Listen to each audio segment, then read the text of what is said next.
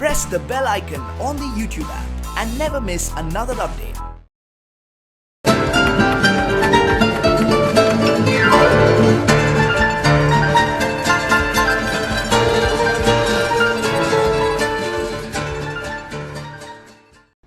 Hi guys, నా పేరు చందు. మీరు చూస్తున్నారు SA Telugu tech zone. So friends, మనం ఏమాత్రం లేట్ చేయకుండా మన ఈ పైథాన్ ట్యుటోరియల్ని కంప్లీట్గా ఫ్రమ్ టుడే ఆన్వర్డ్స్ ఏంటంటే నేను మీకు అప్లోడ్ చేస్తాను. కంప్లీట్గా నేర్చుకుందాం. సో మనకి 2020లో పైథాన్ అనేది చాలా చాలా ఇంపార్టెంట్, ఒక బూమింగ్ ప్రోగ్రామింగ్ లాంగ్వేజ్. సో ఎందుకు ఇంత హైప్ అయింది, ఎందుకు ఇంత ఫేమస్ అయింది, వీటన్నిటి గురించి కూడా నేను మీకు ఫ్యూచర్ వీడియోస్ చెప్తాను. సో ఈరోజు మన టాపిక్ ఏంటంటే ఇంట్రడక్షన్ టు పైథాన్. సో బేసికల్గా మనం పైథాన్ లాంగ్వేజ్ నేర్చుకునే ముందు అసలు పైథాన్ యొక్క బేసిక్ ఇంట్రడక్షన్, అసలు ఎలా స్టార్ట్ అయింది, అసలు ఎవరు ఇన్వెంట్ చేశారు, ఏంది పైథాన్కి ఉన్న యూనిక్ ఫీచర్స్ ఏంటి, వీటన్నిటి గురించి వీళ్ళు మాట్లాడుకుందాం. బేసికల్గా మీకు పైథాన్ అనేది ఒక ప్రోగ్రామింగ్ లాంగ్వేజ్ అంటారు. బయట ప్రోగ్రామింగ్ లాంగ్వేజ్ అని ఎందుకు అంటారు, మీకు ఆల్రెడీ నేను ప్రీవియస్ వీడియోలో చెప్పాను అసలు లాంగ్వేజ్ అంటే ఏంటి అని. దీని మెయిన్ కాన్సెప్ట్ ఏంటి అంటే, ప్రోగ్రామింగ్ లాంగ్వేజ్ ఒక మెయిన్ కాన్సెప్ట్ ఏంటంటే, ఒక మనం మాట్లాడే లాంగ్వేజ్ని కంప్యూటర్కి అర్థమయ్యే భాషలో కన్వర్ట్ చేసేదానికి మధ్యలో మీడియేటర్ అవసరం. ఆ మీడియేటర్గా పనిచేస్తున్నవే ఈ C++, జావా, పైథాన్ అని చెప్పేసి నేను మీకు ప్రీవియస్ వీడియోస్లో చెప్పాను. అయితే ఈ పైథాన్ అనేది ప్రోగ్రామింగ్ లాంగ్వేజ్ అన్నాం కదా, అదే కాన్సెప్ట్ ఇది కూడా. హై లెవెల్ లాంగ్వేజ్ నుంచి లో లెవెల్ లాంగ్వేజ్కి మార్చేదానికి మిడిల్ లెవెల్ లాంగ్వేజ్ అనేది మనకి ఖచ్చితంగా అవసరం అవుతుంది. సో పైథాన్ అనేది మనకి మిడిల్ లెవెల్ లాంగ్వేజ్ కిందకు వస్తుంది. సో మనం మాట్లాడే లాంగ్వేజ్ అనేది హై లెవెల్ లాంగ్వేజ్ కిందకు వస్తుంది. అండ్ కంప్యూటర్లో ఉండే ఆ మిషన్ లాంగ్వేజ్ అనేది లో లెవెల్ లాంగ్వేజ్ కిందకు వస్తుంది. ఓకేనా? సో పైథాన్ ప్రోగ్రామింగ్ వల్ల మనము ఎఫిషియెంట్గా ప్రోగ్రామ్స్, అదేవిధంగా గేమ్స్, వెబ్ అప్లికేషన్స్, సాఫ్ట్వేర్స్, ఇలా మనం ఏంటంటే ఎన్నో మనము ఈజీ సింటాక్స్తో త్వరగా ఎఫిషియెంట్గా మనం ఏంటంటే డిజైన్ చేయొచ్చు. సో పైథాన్ అనేది ఒక high level powerful object oriented language. So మనకి పైథాన్ అనేది 1989లో గిడో వాన్ రోసమ్ అనే అతను నేషనల్ రీసెర్చ్ ఇన్స్టిట్యూట్లో ఉన్నప్పుడు దీన్ని ఇన్వెంట్ చేశాడు. అంటే దీన్ని కొత్తగా క్రియేట్ చేశాడు, డిజైన్ చేశాడు. అయితే అతను ఎక్కడ అంటే ఈ నేషనల్ రీసెర్చ్ ఇన్స్టిట్యూట్ ఎక్కడ ఉందంటే నెదర్లాండ్స్లో ఉంది. సో ఇతను అక్కడ వాళ్ళతో వర్క్ చేస్తున్నప్పుడు ఈ 1989లో ఈ పైథాన్ అనే లాంగ్వేజ్ని ఇన్వెంట్ చేయడం జరిగింది.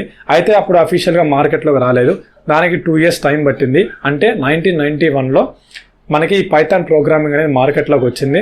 అయితే దీని ఒక అఫీషియల్ డేట్, పైథాన్ ప్రోగ్రామ్ ఒక official date, launch official date ఏంటంటే ఎంత అంటే February 28, 1991 మనకి ఈ పైథాన్ లాంగ్వేజ్ అనేది అఫీషియల్గా మార్కెట్లో రిలీజ్ అయింది.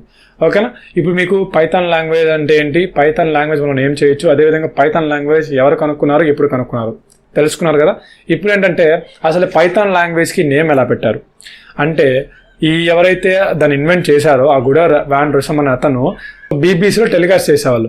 అయితే దానిలో ఒక సిరీస్ పేరే ఏంటంటే the complete Python Monty flying series. So ఈ సిరీస్ని అతను చూసేవాడు అనమాట. అతను చూస్తున్నప్పుడు సో దానికి అది చూసి దాని తగ్గట్టుగానే ఇతను డిజైన్ చేసిన ఈ లాంగ్వేజ్కి ఆ నేమ్ పెట్టడం జరిగింది. ఎప్పుడు టెలికాస్ట్ అయింది అంటే 1969 నుంచి 1974 వరకు the complete Python Monty flying series అనేది మనకి టెలికాస్ట్ చేయడం జరిగింది. సో అప్పుడే ఈ నేమ్ కూడా వాళ్ళు డెరైవ్ చేయడం జరిగింది. ఓకేనా? పైథాన్ అంటే మీరు ఏదో స్నేక్ ఏదో అనుకోకండి. సో ఆ టీవీ సిరీస్లో వచ్చిన ఆ నేమ్కి ఇతను అది చూసి సో ఇతను డిజైన్ చేసినాక అదే నేమ్ పెడితే బాగుంటుందని చెప్పేసి అలా పెట్టాడు. అది ఫ్యాక్ట్, అది మనకి ప్రూవ్ అయింది కూడా. మనకి ఎన్నో అఫీషియల్ ఆర్టికల్స్లో మనకి అది ఉంది. ఎవరైతే బిగినర్స్ ఉంటారో, అసలు మాకు కోడింగే రాదు, మాకు ఇప్పుడు కోడింగ్ తెలీదు, మేము ఇప్పుడిప్పుడే ప్రోగ్రాంలోకి ఎంటర్ అవ్వాలనుకుంటున్నామంటే వాళ్ళకి నేను ఫస్ట్ ప్రోగ్రామింగ్ లాంగ్వేజ్గా నేను దీన్ని రికమెండ్ చేస్తాను. ఎందుకు అంటే మనము డిఫరెంట్ లాంగ్వేజెస్తో పోల్చుకుంటే దీని యొక్క సింటాక్స్ అనేది చాలా తక్కువ, ప్రోగ్రామ్స్ అనేవి చాలా ఈజీగా చేయొచ్చు, అంత లెంతీ ప్రాసెస్ ఉండదు, మనకి ఈజీగా రీడబిలిటీ, మనం ఈజీగా చదివి అర్థం చేసుకోగలిగే కెపాసిటీ దీనిలో మనకి ఉంటుంది పైథాన్లో. అందుకని నేను ఫస్ట్ బిగినర్స్కి దీన్ని ఫస్ట్ ప్రోగ్రామింగ్ లాంగ్వేజ్గా దీన్ని రికమెండ్ చేస్తున్నాను. ఇప్పుడు పైథాన్ అనేది ఎందుకు పాపులర్ అయింది, సో దీని గురించి నేను మీకు ఒక 2 reasons చెప్తాను. నెంబర్ 1 ఏంటంటే పైథాన్ అనేది బిగినర్ ఫ్రెండ్లీ లాంగ్వేజ్. అంటే ఎవడైతే ప్రోగ్రామింగ్లోకి ఇప్పుడిప్పుడే ఎంటర్ అవుతాడో, నాకు కోడింగ్ రాదు, ఆయన నీకు ప్రోగ్రామింగ్ నేర్చుకోవాలని చెప్పే వాళ్ళకి ఇంటెన్షన్ ఉంటుందో వాళ్ళకి అది బిగినర్ ఫ్రెండ్లీ లాంగ్వేజ్. అంటే వాళ్ళకి ఈజీగా అర్థమవుతుంది, సింటాక్స్ అనేది చాలా ఈజీగా ఉంటుంది. అండ్ ఇప్పుడు ఫర్ ఎగ్జాంపుల్ నేను ఒక చిన్న ఎగ్జాంపుల్ చెప్తాను. మనము హలో వరల్డ్ని ప్రింట్ చేయాలనుకోండి, సి లాంగ్వేజ్లో మనం ఏం చేస్తాం, #include stdio.h అని ప్రింట్ చేసిన తర్వాత మనము వాయిడ్ మెయిన్ ఇచ్చి ఓపెన్ బ్రేస్ ఇచ్చుకొని ప్రింట్ఎఫ్ రాసి మళ్ళీ క్లోజ్ బ్రేస్ ఇచ్చి ఇంత ప్రాసెస్ ఉంటుంది. కానీ డైరెక్ట్గా మనం పైథాన్ అంటే డైరెక్ట్గా మనము ప్రింట్ చేస్తాం హలో వరల్డ్. ఎందుకంటే ఈ మిగిలినవన్నీ మనం ఎందుకు ప్రింట్ చేయము అంటే మనం ఎందుకు రాయము అంటే అవన్నీ ప్రీ డిఫైన్డ్గా ఉంటాయి, అంటే ఆల్రెడీ దాంట్లో ఇన్స్టాల్ అయి ఉంటాయి కాబట్టి మనకి ఇవన్నీ అవసరం లేదు.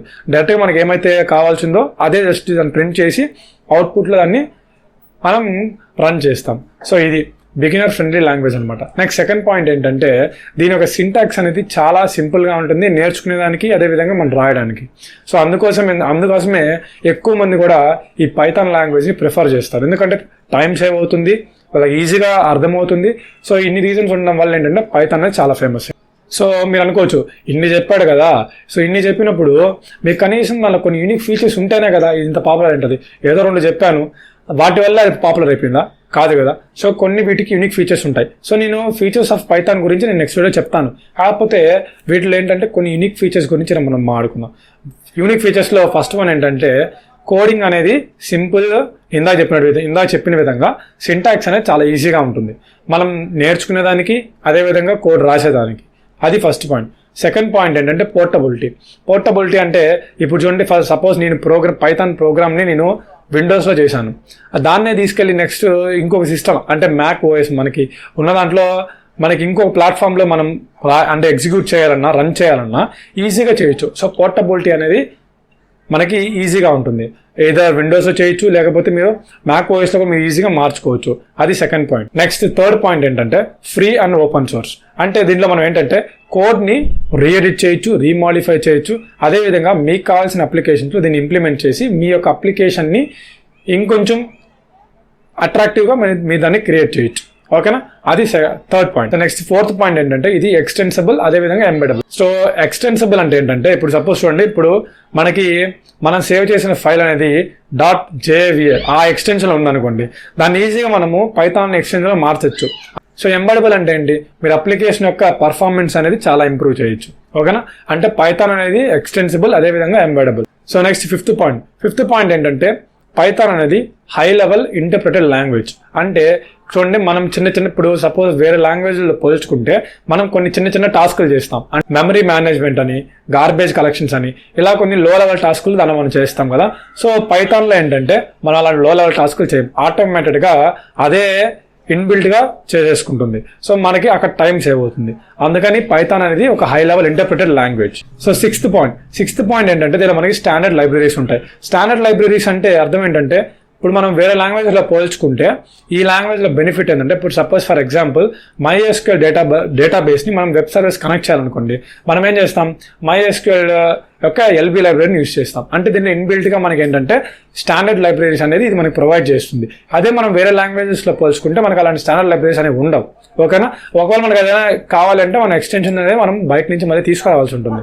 సో పైథాన్ అనేది బెస్ట్ బెనిఫిట్ అని చెప్పుకోవచ్చు. నెక్స్ట్ సెవెంత్ పాయింట్, పైథాన్ అనేది ఆబ్జెక్ట్ ఓరియంటెడ్ లాంగ్వేజ్. అయితే అన్ని ఊప్స్ కాన్సెప్ట్స్ని ఇది ఒబే చేస్తుంది. అదేవిధంగా ఈ ఊప్స్ కాన్సెప్ట్స్ని ఏదర్ పార్ట్స్ గాను మాడ్యూల్స్ గాను డివైడ్ చేసి సో మనకి ప్రోగ్రామ్ అనేది ఎఫెక్టివ్గా ఈజీగా అర్థమయ్యే విధంగా మనకి పైథాన్ అనేది హెల్ప్ చేస్తుంది. ఇంకా చూసుకుంటే మీరు ఇప్పుడు ప్రజెంట్ పైథాన్ ఎవరెవరు వాడుతున్నారు అంటే పైథాన్ మీరు చూసుకుంటే యూట్యూబ్ అల్గారిథమ్స్లో పైథాన్ యూస్ చేస్తున్నారు. అదేవిధంగా డ్రాప్ బాక్స్ పైథాన్తో డిజైన్ చేసిందే.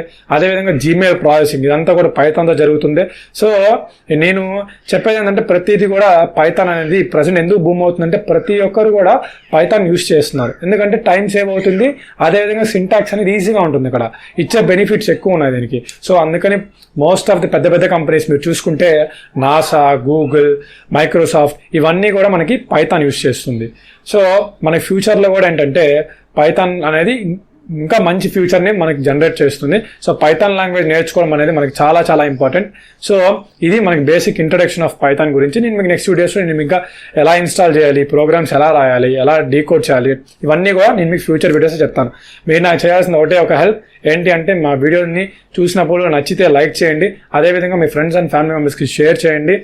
అలాగే మీరు ఈ వీడియో చూసిన తర్వాత మీ వీడియో యొక్క ఫీడ్బ్యాక్ని కింద కమెంట్ సెక్షన్లో కమెంట్ చేయండి. సో దానివల్ల నాకు ఏంటంటే ఒక టైప్ ఆఫ్ బూస్టప్ అనమాట. సో నెక్స్ట్ వీడియోలో మనం ఏంటంటే పైథాన్ యొక్క ఫీచర్స్, పైథాన్ లాంగ్వేజ్ సంబంధించిన advantages, disadvantages, editors, frame works ఇవన్నీ కూడా నెక్స్ట్ వీడియోస్ చెప్పుకుందాం. సో ఇది మన టాపిక్ అయితే ఫ్రెండ్స్. సో నా వీడియో నచ్చింది అనుకుంటున్నాను. నచ్చితే లైక్ చేయండి, షేర్ చేయండి, మీ ఫ్రెండ్స్ అండ్ ఫ్యామిలీస్ ఖచ్చితంగా షేర్ చేయండి. సో మళ్ళీ మంచి వీడియోతో మళ్ళీ మీ ముందు ఉంటాను. అంతవరకు thank you. Have a nice day.